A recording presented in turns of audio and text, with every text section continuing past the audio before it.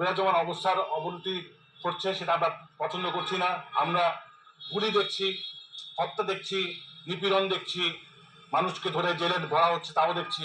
তো আমরা চাচ্ছি এটা একটি সুস্থ সমাধান হোক, দেশে শান্তি ফিরে আসুক, এবং যাদের যাদের হত্যা করা হয়েছে, যাদের যাদের অন্যায়ভাবে জেলবন্দি করা হয়েছে, তাদের সবার একটা সুষ্ঠু বিচার হোক। সরোবরে গিয়েছিলাম, ওখানে আমরা যে সময়টুক ছিলাম, তারপরে আমরা এখানে একত্রিত হয়েছি।